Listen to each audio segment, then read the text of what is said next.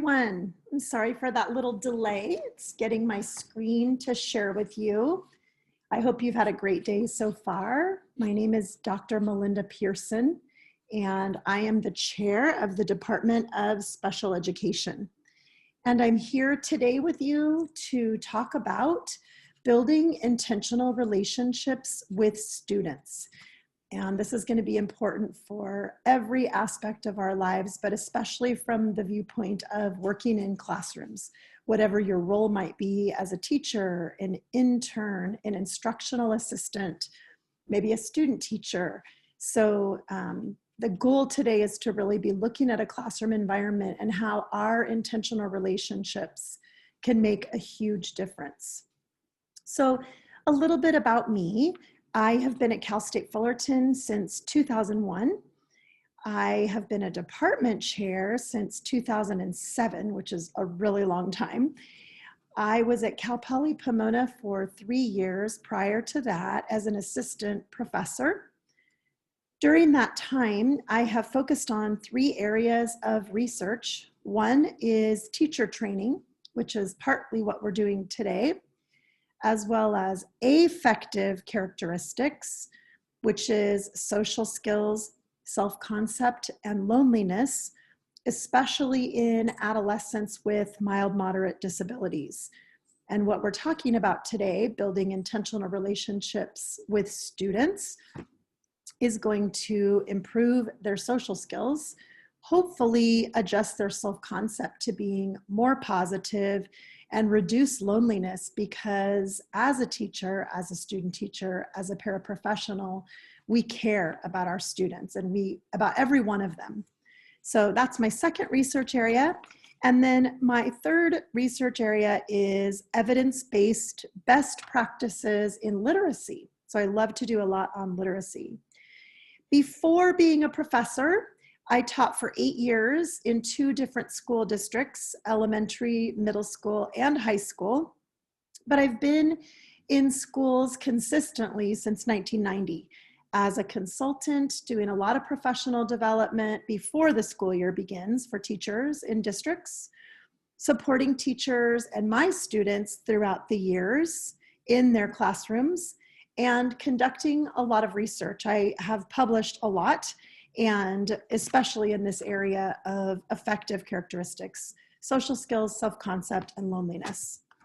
I have 3 children and 1 host daughter from Rwanda.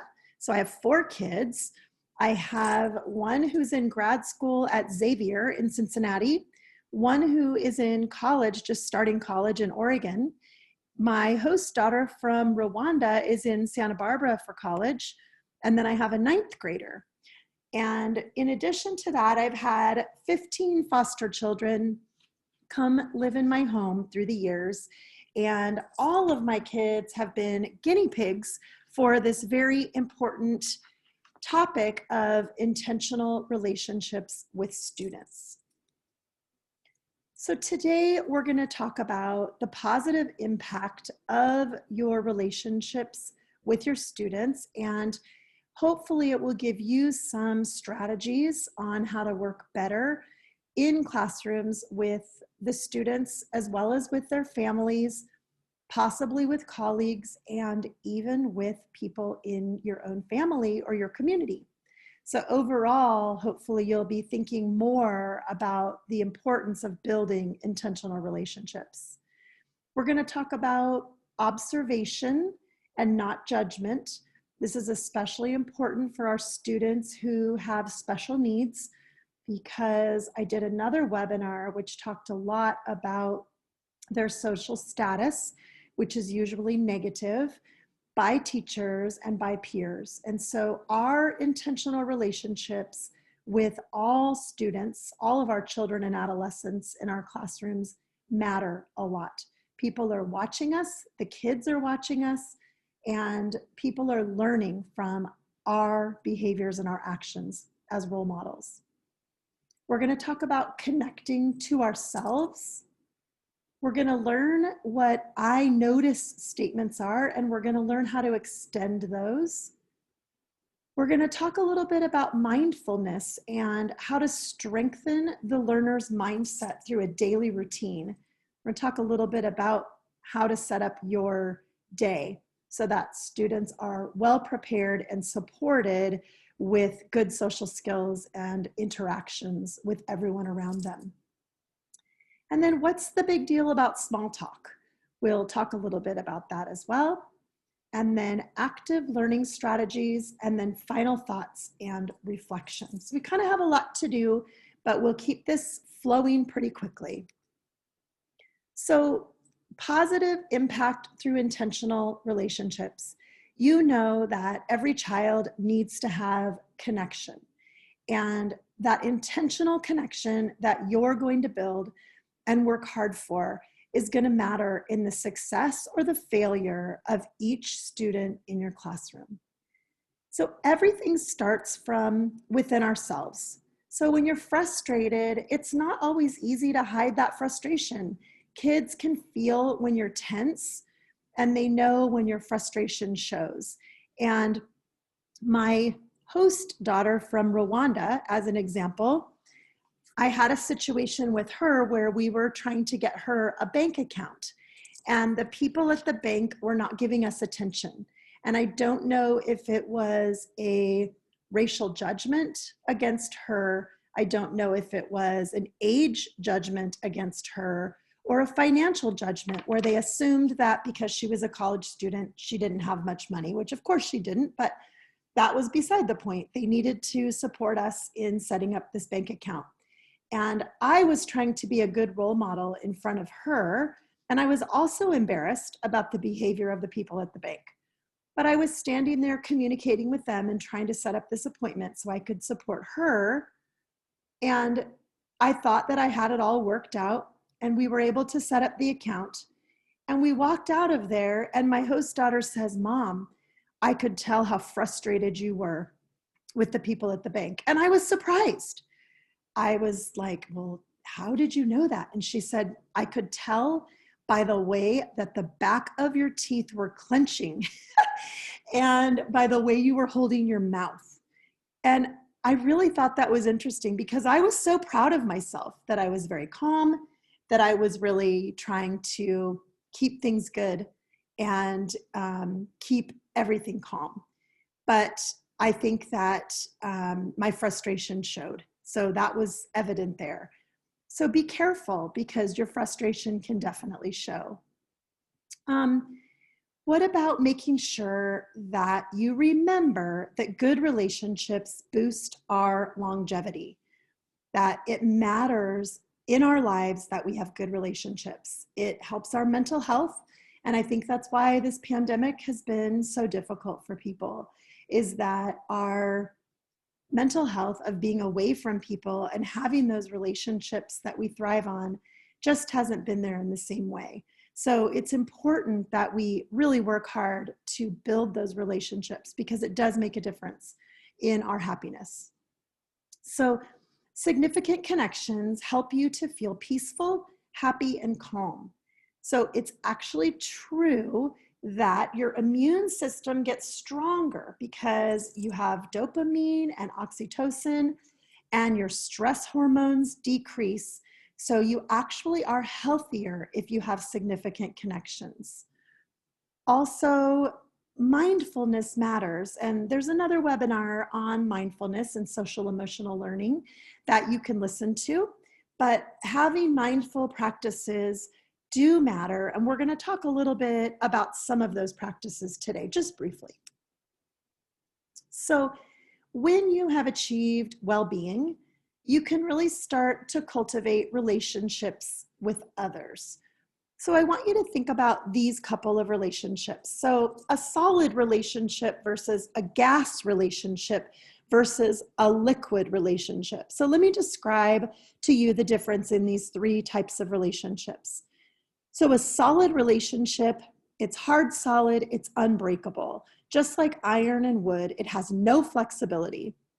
So it's true that it won't break, but there's also no room to tweak it or to make changes. So it's made of something else like glass. Once it slips from your hands, it breaks into small pieces. So you can't fix it. So you have a solid relationship and it seems like a strong relationship, but in actuality, it is either impossible to change or too fragile to sustain. So you want to make sure that if you have a solid relationship, that it's one that's also flexible, that it's one where you can communicate and listen to one another and make sure that you're being aware and self-reflective to be able to make changes as needed. What about a gas relationship? So many gases are invisible, as you know. Colored gas is even toxic sometimes. So even if you can see the particles, they're constantly moving around. Each particle rarely gets to meet other particles. And even if one does meet another, they most likely won't see each other again. The gas relationship is like a don't care relationship. It means that you can genuinely express your passion to someone, but he or she will either ignore you or simply pretend to listen. I'm sure that you have gas relationships in your life, or that you've had some people that don't ask you any questions about you. They're not genuinely concerned about you or curious about how you're doing. And that would be a gas relationship. But I think we sort of want to focus on having a liquid relationship. So it changes based on the shape of the container it's in. So if one shape doesn't work, you can simply change the container to adjust it, meaning no matter what setting you're in, people can get along and be flexible and connect to one another. Relationships are fixable and flexible, especially if they are important. And a liquid always moves together, and it's always together and moves fluidly toward the same direction. So you really want to be looking for the ideal relationship in that it's flexible, you are accepting of one another, and you are allowing changes and self-reflection and self-awareness. Okay, so that's just a little tutorial on different types of relationships. So your well-being contributes to your relationship building with compassion by ensuring that your approach towards learners is positive. So in your attitude is positive, that the decisions you make are healthy decisions and they're positive decisions, and the words you use. I think as teachers, as paraprofessionals, the words we use towards kids, our judgment, our clenching of the back of our teeth, like I just explained I did, all of that matters, and kids see that and hear that, and it matters in building that intentional relationship. It can really hurt. So our brains can be strengthened like our bodies. We can rewire our brains to have better thinking habits. And if we strengthen our mindfulness skills, and our social and academic growth will occur. So this is something to think about as we go through different transitions in life. And many of you are going through transitions the way that we're living now, going to a new credential program or a new master's program, or possibly your own personal changes. But the way that we think and we shape our brains towards thinking positive thoughts, then we can really adjust and grow socially and academically. So what are some practical and quick strategies to cultivate mindfulness is keeping a daily journal. Daily reflection on maximizing your learning by becoming aware of your daily actions. So people sometimes are not aware that the words that they speak or the actions that they do, that they affect those around you. And I think keeping a journal helps build that awareness. What about evaluating current relationships? What are things that you're saying that are loving and positive and that are building others up? Or conversely, what about unintentional words that might harm one of your students, or harm a friend or a family member? And I think if you keep a journal, you can write down some things that you did or said during that day that you want to keep doing or saying, or that you want to take out of your practice because it's harmful and not helpful. So evaluate your habits.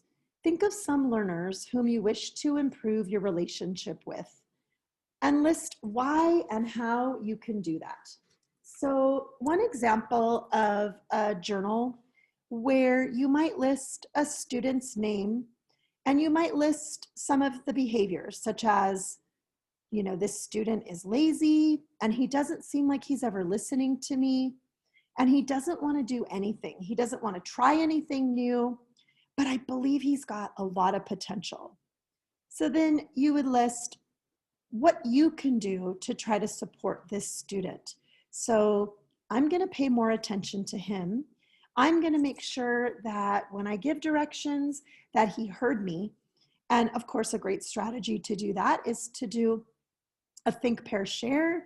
When you give students a direction, have them think about the direction and then share with a partner what their expectations are. So maybe it's just that he seemed lazy, but he actually needed a little bit more processing time. And so I'm going to give him some kudos when I see that he's listened or when I see that he's on task. And I could touch the top of his shoulder and say, good job when I walk by. I can write in his journal to go home to his parents to let them know that he had a great day. So some different journaling aspects that you can do with your students. And it helps for you to be mindful of your behaviors and your words that you're speaking to your students.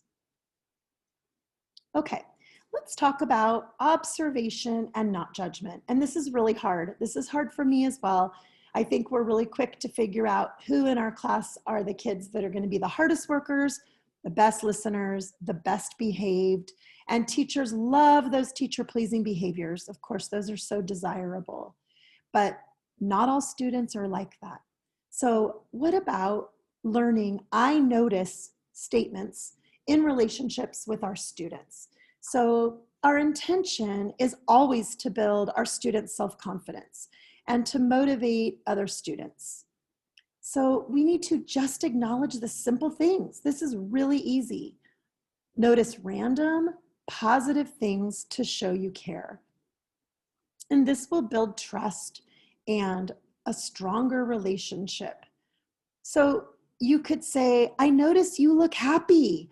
And the student might say, well, I'm going to my brother's baseball game after school. I'm so happy. Or, I notice you're looking really tired today. Are you okay? Or I hope everything's okay. Well, I woke up in the middle of the night because my dog was barking or my dad was being loud or whatever. I notice your cool leggings. Those look so cute. Well, yeah, I like this color green and my mom took me shopping yesterday, whatever. You're just noticing the small things and students love that. You're really making a difference by pointing out the things that say, hey, you matter to me.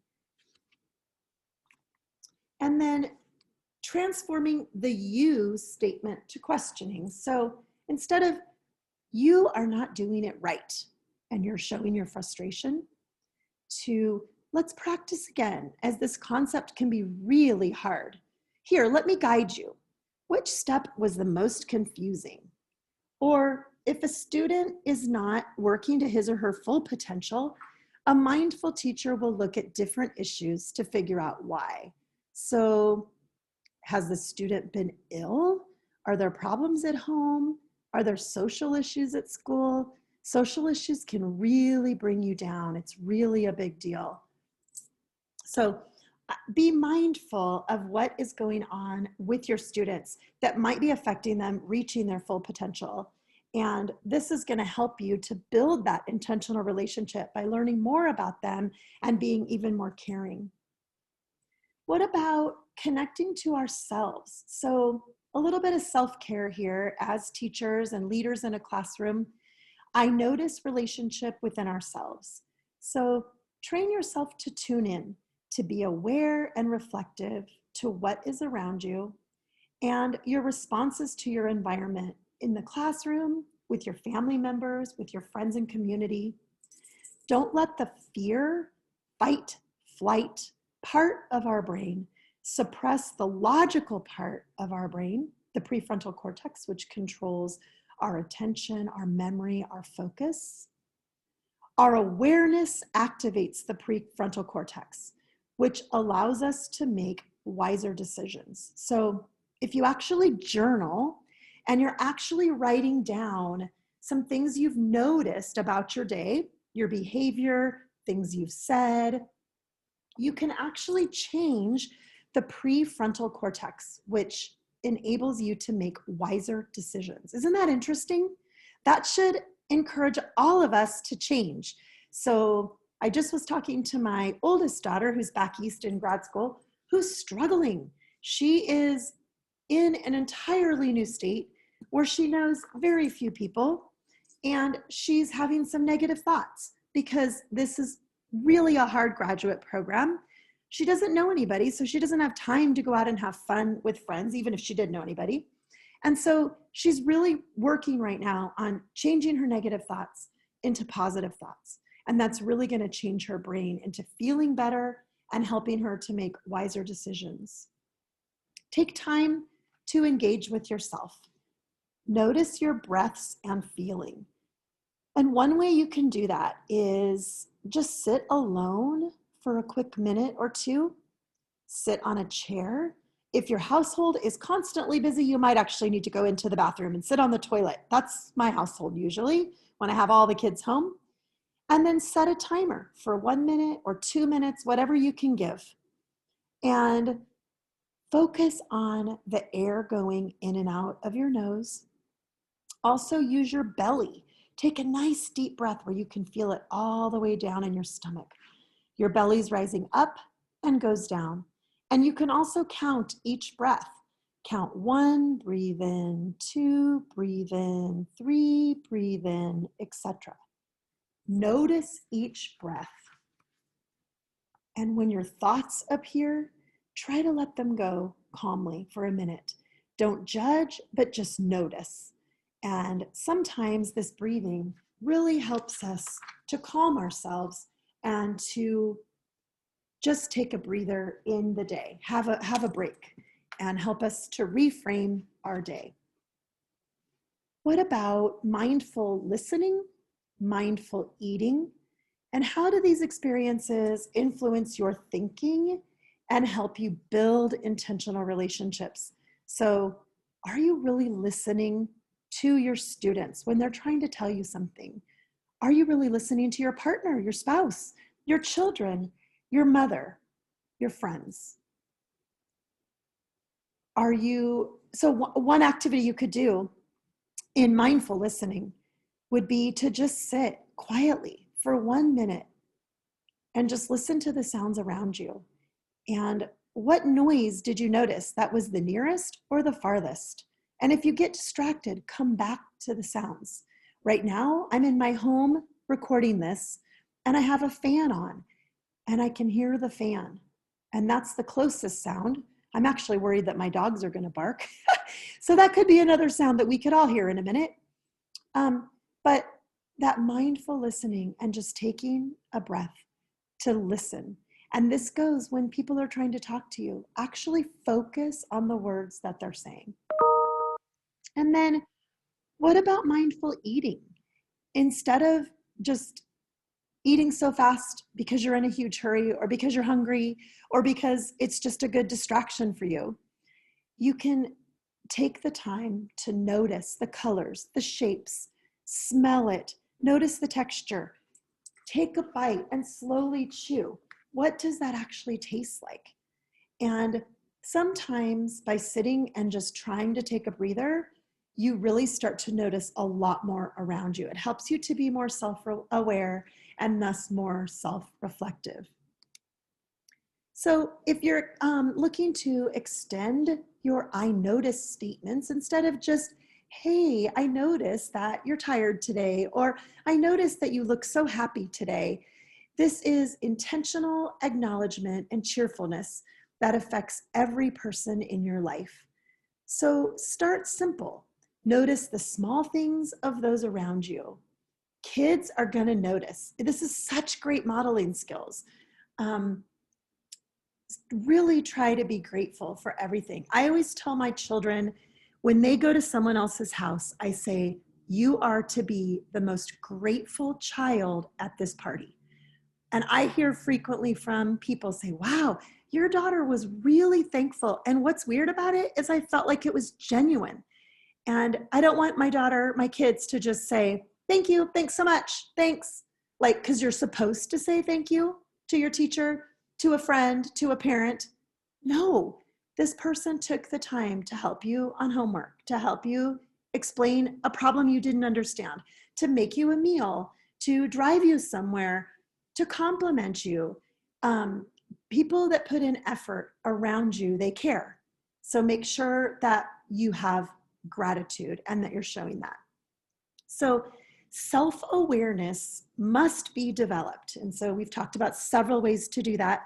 So the responses to the world become more caring, thoughtful, and filled with gratitude with the right attitude. Say it with meaning. In your life, be a role model for your students. So strengthen your learner's mindset through a daily routine.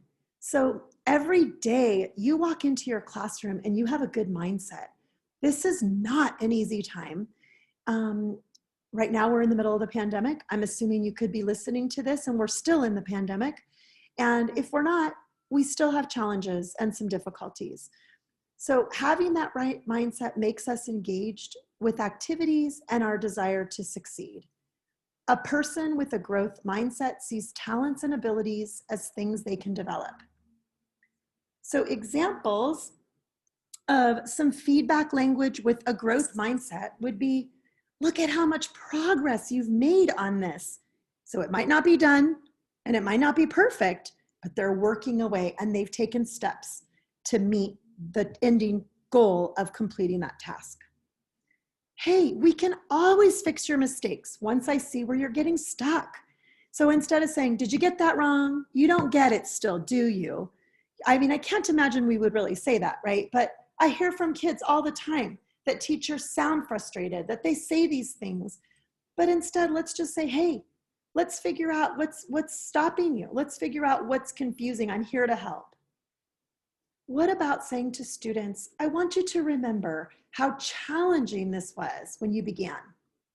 Or let's stop for a few minutes and let's come back in a bit with a fresher brain. Let's just give them a break, you know? Let's say you need a break. Why don't you pop up, walk around the classroom?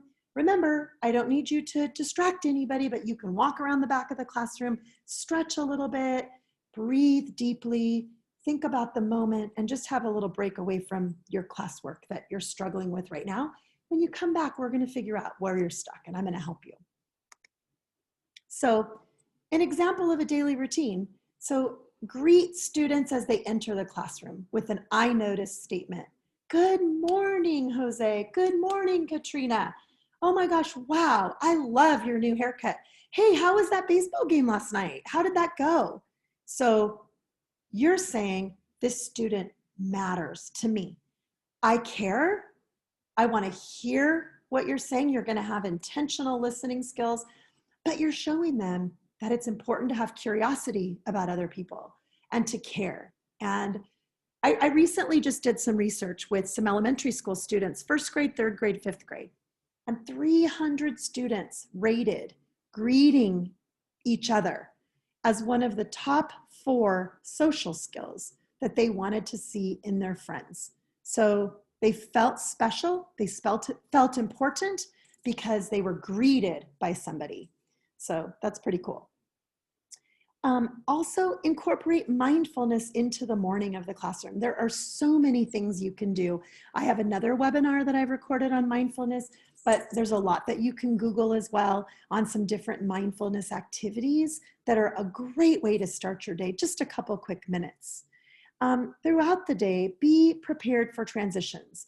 Make sure that your students know what to expect, that they're prompted with those steps that occur in between shifting from one activity to another. Always positive comments of encouragement. Even if you're feeling a little low that day because there's something that's not going right, you're still the encourager, you're still the supporter, you're still the one that is safe. You're building a safe, intentional relationship with each student. Have positive communication with families. That goes without saying. That could be a whole nother webinar. Having a closing mindfulness meeting, even just a minute, the last minute of class before they head out to break, recess, their next class, it makes a difference. It focuses them, it relaxes them, and it calms them down for whatever they're going to be facing in the next scenario. And then make sure to have a positive ending as the students leave your classroom for the day or for that period. Hey, I'm looking forward to seeing you guys tomorrow. I miss you when you're not here.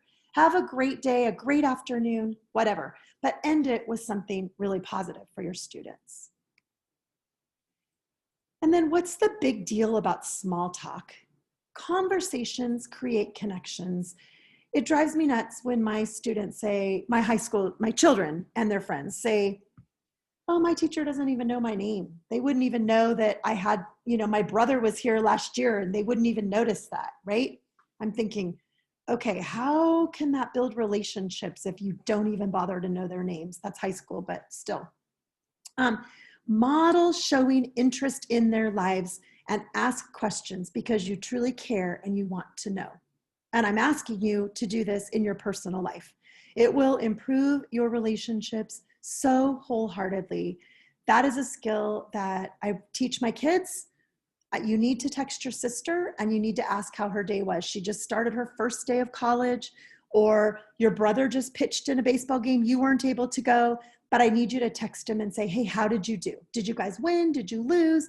Show interest and care and show that it matters to you.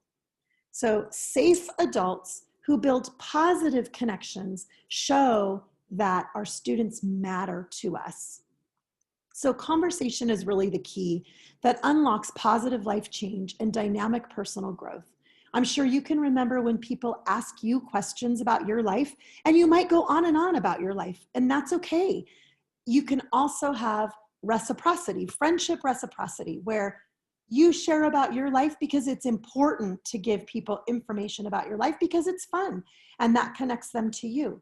But then you ask them questions about their life, and that's the reciprocity. You each are sharing a piece of yourself. So conversations also build social skills. So gentle eye contact, active listening, appreciating differences. This is all important in building those intentional relationships. Okay, so active listening strategies. So you can parrot, which is restating what you heard the student say. Hey, what I hear you saying is, you can summarize. It seems like you're most worried about this. So you're actually synthesizing a stream of consciousness conversation. So you're actually just summarizing what they're trying to tell you, what they're the most worried about, what they're the most happy about. Nonverbal affirmations, nod your head, keep eye contact, don't be looking around. Doesn't it drive you crazy when you're talking to someone and they're looking around?